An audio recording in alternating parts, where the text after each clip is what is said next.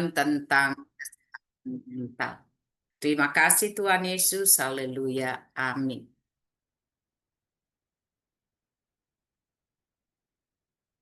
Bapak dan Ibu, di kesempatan malam hari ini kita akan berdiskusi tentang OCD, Obsessive Compulsive Disorder. Jadi ada kata obsesif, ada kata kompulsif. Apa itu obsesif? Kata kuncinya obsesi itu adalah pikiran, gambaran, berulang. Dia berulang, kita lakukan lagi. Ini dalam pikiran kita yang akhirnya membuat satu tindakan kompulsi. Jadi kompulsi itu adalah perilaku. Misalnya kita sangat obsesif dengan kuman. Dikit-dikit bersalaman, misalnya langsung cuci tangan. Nah, ini kompulsifnya cuci tangan. Jadi dari awal karena kita udah takut ada kuman, maka kita cuci tangan berulang-ulang. Nah, di sini ketakutan itu wajar saja, misalnya kita ya pada saat COVID itu misalnya menggenggam sesuatu, salaman, langsung kita kasih hand sanitizer gitu. Itu kalau sekali ya. Tapi kalau ini memang berulang-ulang Bapak dan Ibu. Contohnya, kalau ada sabun batang ya, Bapak Ibu masih tahu nggak ada sabun batang, itu bisa habis tuh untuk nyuci tangan, itulah yang sudah termasuk di OCD. Atau misalnya nih, yang paling sering kali ya buat ibu-ibu, kalau lagi udah masak nih, udah masak, kemudian pergi keluar meninggalkan rumah. Terus berpikir, apakah saya udah mematiin kompor gas tadi? Terus akhirnya pulang nih, udah di jalan, wow, mobil muter balik lagi, cek lagi. Udah dicek, kompor gasnya udah di off kan gitu, udah mati gitu. Tapi dia cek lagi sebelum dia di pintu, pas mau keluar rumah, dia cek lagi, benar enggak? Nah, dan ini dilakukan berulang-ulang. Jadi, begitu kita mendengar kata obsesif kompulsif, ingat itu ada dorongan yang sangat kuat di pikiran kita tentang sesuatu hal sehingga kita melakukan tindakan-tindakan untuk meredakan kecemasan itu, untuk meredakan pikiran-pikiran yang obsesif itu.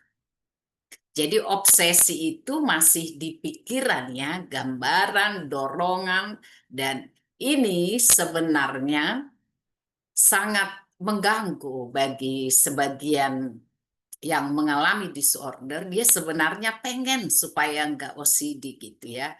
Tapi dia nggak memiliki kemampuan untuk mengeremnya gitu, untuk mengendalikan dirinya. Bapak dan Ibu bisa bayangin misalnya ya kalau ada sabun batang yang dulu ya, yang ijo-ijo ya warnanya ijo-ijo sama agak kuning-kuning tuh. Ya, itu dipakai, bukan dipotong Bapak dan Ibu, itu sepanjang itu hampir 20 senti ya. 20 senti kali panjangnya, lebarnya 6 sampai 7 mungkin atau bisa sampai 10 ya. Nah, itu dihabis tuh. Atau ada orang nih eh makan terus piringnya itu kan berminyak tuh, banyak agak berminyak gitu. Dia nyuci piring itu.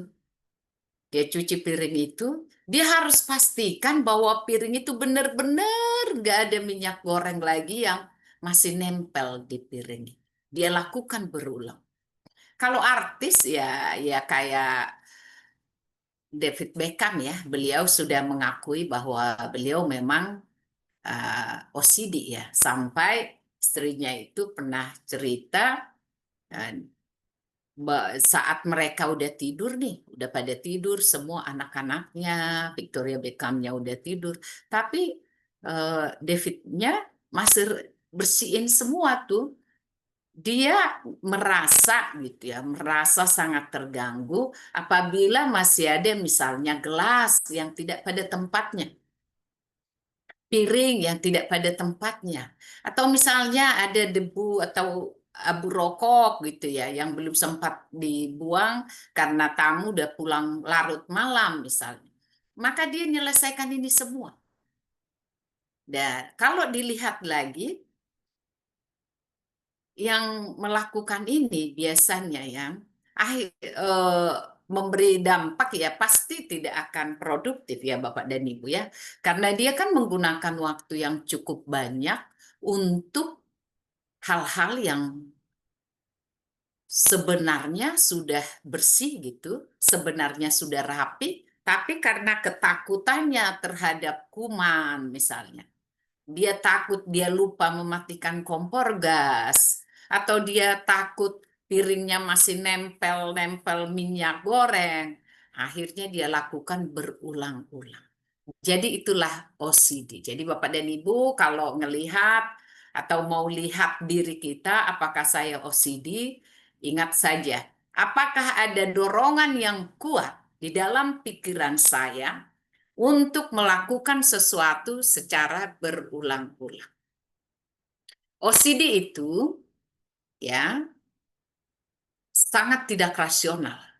Dia menyadari bahwa itu sangat tidak rasional, tapi sulit mengendalikan.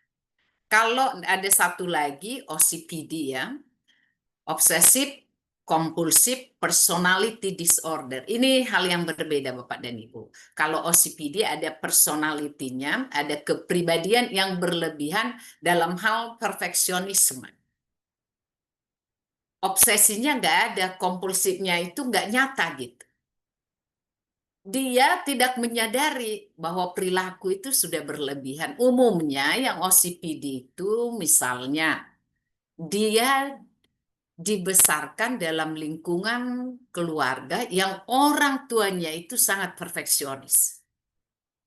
Jadi misalnya ngeletakin sepatu nih, ada lemari sepatu, di lemari sepatu itu misalnya nih, yang warna merah ke merah, warna hitam ke hitam, terus yang ada kembangan-kembangan sepatunya misalnya lebih banyak aksesorinya juga dipisah lagi nih, sehingga sangat tertarik.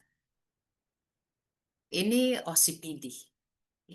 Jadi ini sudah menjadi perilaku, sudah menjadi pola kepribadian.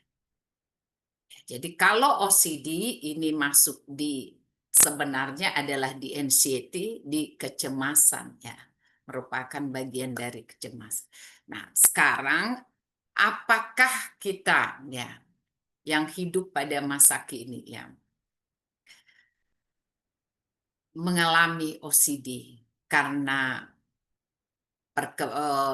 perkembangan dunia digital misalnya, apakah itu bisa mempengaruhi kita misalnya media sosial, atau apakah kita bisa OCD karena di lingkungan, atau apakah itu karena hanya biologisnya saja genetika, atau apakah karena pengalaman masa lalu. Bisa semuanya Bapak dan Ibu. Jadi kalau namanya gangguan kesehatan mental ya itu saja ya faktornya. Ya bisa faktor genetika, faktor keturunan ya, faktor lingkungan, kemudian faktor eh, pengalaman masa lalu kita sehingga kita menjadi OCD bisa Bapak dan Ibu ya. Jadi OCD itu dia merupakan gangguan kesehatan mental yang kronis, ditandai oleh pikiran yang terus-menerus berulang, terus-menerus berulang, kemudian kita melakukan tindakan yang berulang juga. Tadi periksa pintu berulang, cuci tangan berulang, atau mandi berulang-ulang gitu. Ada yang lebih dari 4 kali mandi sehari. Nah, mungkin bagi dia awalnya karena dia misalnya nih petugas kesehatan ya dan bekerja di penyakit-penyakit yang sangat infeksius gitu ya, yang sangat mudah menyebarkan infeksi misalnya ya, atau penyakit-penyakit menular lainnya. Tapi kalau mandi, bayangin sampai 5 kali, ya ini kan sesuatu yang sudah berlebihan ya, Bapak dan Ibu. Dan apa yang membuat dia melakukan itu? Itu karena di dalam pikirannya, Bapak dan Ibu, dia takut terinfeksi. Sehingga dia juga takut menularkan itu ke keluarganya misalnya. Sehingga dia begitu datang langsung buka bajunya, bajunya direndamnya, kemudian dia mandi, mandi lagi, mandi lagi, mandi lagi, mandi lagi. Kalau kita ada di dalam keluarga yang seperti ini, hal yang kita lakukan tentu adalah mendengarkan dia lagi-lagi tetap ya. Karena apapun, ya sebagai anggota keluarga, kita harus memberikan dukungan pada saat ada anggota keluarga kita yang mengalami gangguan kesehatan mental OCD ini. Kita harus melihat ya, karena terkadang ya model-modelnya OCD itu perilaku ya, tindakan yang dilakukannya sekarang berbeda ya. Bisa memeriksa berulang-ulang ya. Pikiran yang mengganggu, dia nggak selalu ada obsesifnya, ada kompulsifnya. Bisa aja dia cuma di pikirannya, ya Bapak Ibu. Bisa juga dia di tindakannya, kompulsif gitu ya. Pikiran yang mengganggu terus-menerus tentang satu hal gitu ya. Kemudian dia melakukan penimbunan ketakutan, ketakutan, ketakutan gitu. Kemudian takut terkontaminasi. Kemudian dia juga mau harus semuanya simetris gitu ya. Nyusun pakaian rapi, simetris, ya sehingga kalau dicari akan mudah misalnya. Dan ini berlebihan. Kerapihan tentu perlu Bapak Dani. Tapi sesuatu yang berlebihan, kita harus mengecek diri kita. Apakah kita sebenarnya juga termasuk di dalam OCD.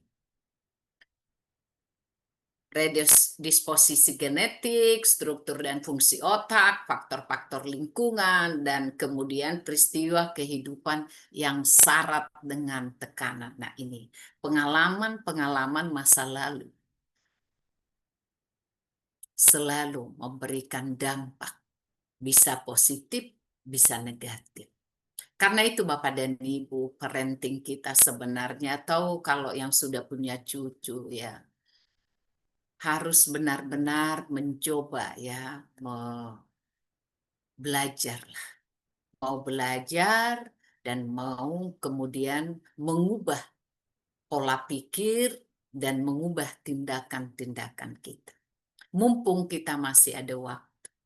Bagi anak-anak kita misalnya ya, yang usia Gen Z lah, katakan kalau Gen Z sampai 23 tahun ya, yang masih punya anak Gen Z, di sini masanya kita memahami ini. Karena apa? Bukan hanya OCD ya, sebelum-sebelumnya kita sudah berdiskusi tentang NPD ya, minggu kemarin Narcissistic Personality Disorder, sebelumnya kita tentang anxiety secara umum gitu. Dan OCD itu juga termasuk di dalam anxiety juga.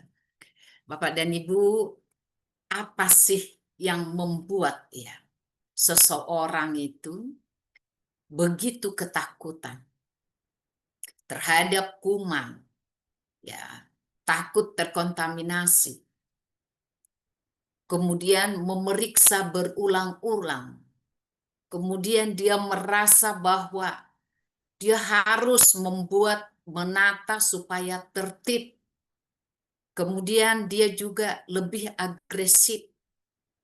Apa sebenarnya yang faktor pemicunya? Tadi kita sudah diskusikan. Orang tuanya sehat, ya keluarganya tidak ada yang OCD. Tapi kok bisa dia OCD? Tadi kan ada faktor lingkungannya. Makanya kita harus jaga lingkungan untuk anak-anak kita. Kita mungkin meninggalkan anak-anak kita di rumah pada masa kecil. Ya. Kemudian pengalaman-pengalaman masa lalunya yang ini juga tentu dikaitkan dengan lingkungannya. Inilah sebenarnya. Jadi Orang tua tidak OCD, ya kedua orang tuanya papa mama tidak OCD, belum tentu anak tidak OCD apabila faktor pemicunya memang tidak kita kendalikan. Dampak dalam kehidupan sehari-hari, ketakutan, dan ini semakin menjadi-jadi. Takut terhadap kuman, takut terkontaminasi apapun. Mungkin kalau pergi ke rumah sakit, kemudian dia ketemu dengan penyakit, penyakit nggak usah lah yang tuberkulosis ya, dia pasti akan menceburkan badannya dulu, begitu pulang, mandi berulang-ulang, berulang-ulang, pakai sabun sangat banyak gitu. Dan inilah yang harusnya memang kita berikan dukungan.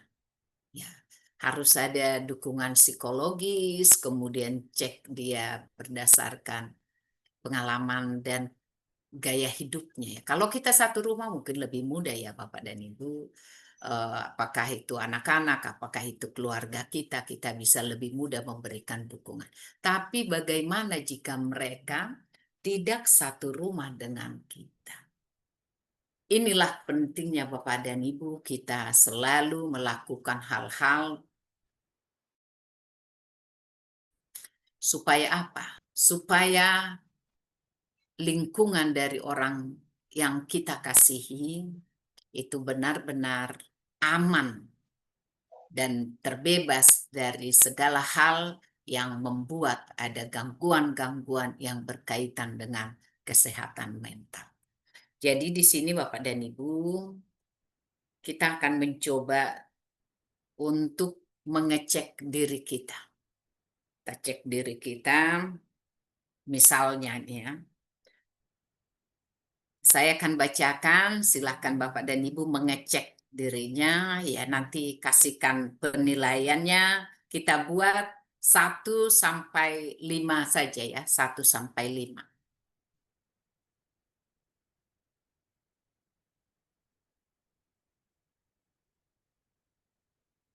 1 sampai 5.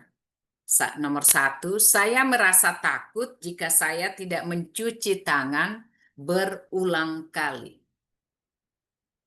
Coba ditulis apakah kita sangat tidak setuju atau sangat setuju. Kalau kita sangat tidak setuju, enggak saya nggak biasa tuh, nggak begitu takut kalau saya nggak cuci tangan.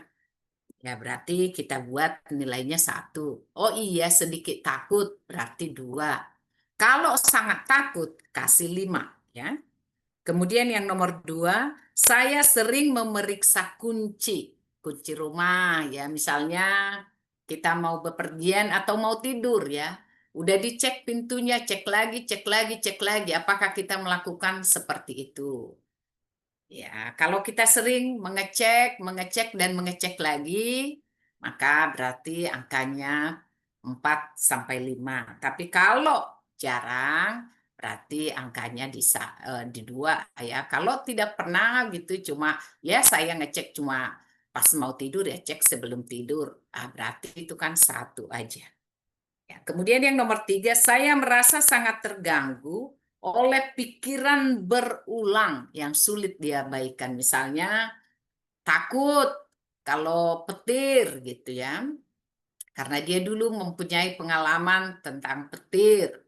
Sehingga apa yang dia lakukan, misalnya dia ngecek lagi pintu, nutup, masuk ke kamar supaya suara, kemudian tutup telinga. Nah ini hal-hal seperti ini ya. Kemudian saya merasa lega setelah menyusun barang dan merapikannya berulang kali. Misalnya nih mau bepergian, kemudian ngerapiin pakaian di kompor, di koper yang mau dia bawa gitu berulang. Kemudian almari yang ditinggalin juga susun lagi, cek lagi, rapihin lagi. Nah, apakah saya seperti itu? Ya, 1 sampai 5 silakan. Saya berulang kali membersihkan barang atau ruangan di rumah. Berulang kali. berulang. Jadi udah nyapu, sapu lagi, sapu lagi. Nomor 6, saya merasa cemas bila tidak melakukan kebiasaan tertentu. Misalnya kebiasaan tertentu tadi ya, sudah pintu udah dikunci, tapi dicek lagi. Dia coba lagi, megang handle pintu lagi, dorong lagi, kebuka apa enggak. Nah, dia pergi nih melangkah 1 langkah, 2 langkah, dia cek lagi gitu. Yang nomor 7, pikiran berulang tentang kekotoran atau bahaya sering muncul tanpa diinginkan. Jadi di dalam pikirannya itu selalu hal-hal yang negatif ya. Dan memaksa dia untuk melakukan tindakan-tindakan yang tentunya juga berulang. Kan pikiran dari pikiran menjadi perbuatan. Pikirannya kan nih berulang-ulang, maka tindakannya jadi berulang-ulang. Nomor 8, saya sering merasa tidak nyaman jika ada sesuatu yang tidak beres menurut standar saya.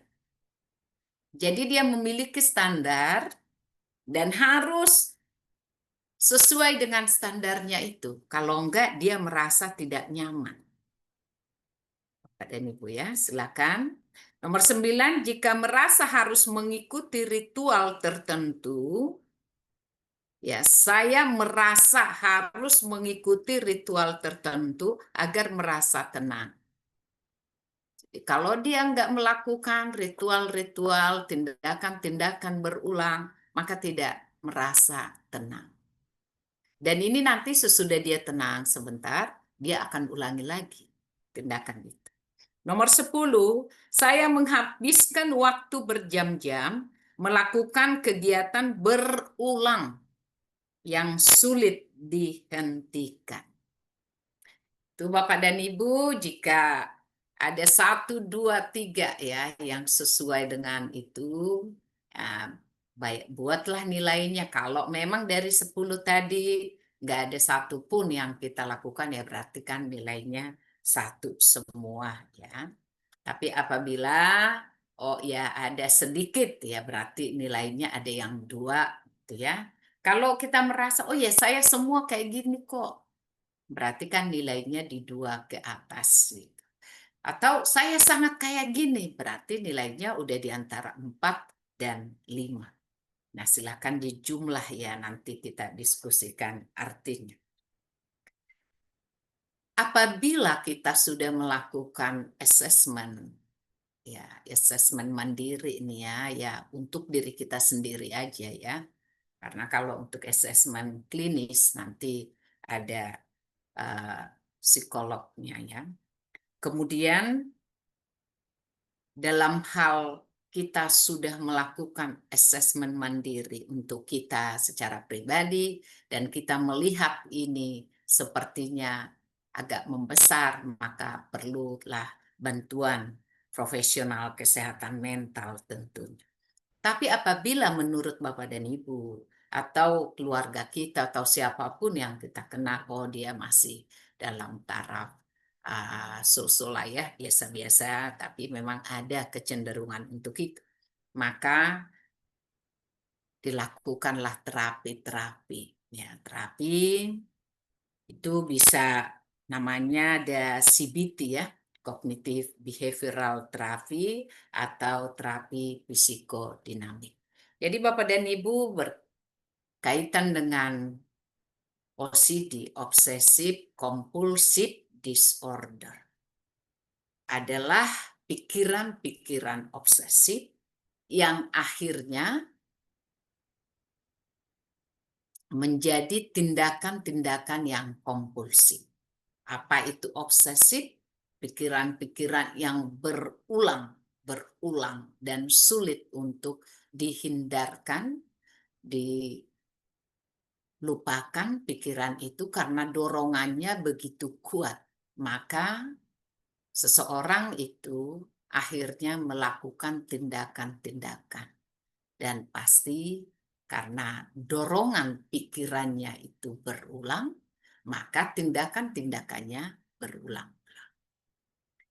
Tindakan yang berulang-ulang tentu akan mengganggu kinerja pribadi ya, kinerja individu. Bayangin kalau dia bekerja di kantor. Misalnya dia harus cuci tangan berulang-ulang, merasa ada kuman, maka dia harus ngelap meja berulang-ulang gitu. Akhirnya dia pasti kurang produktif.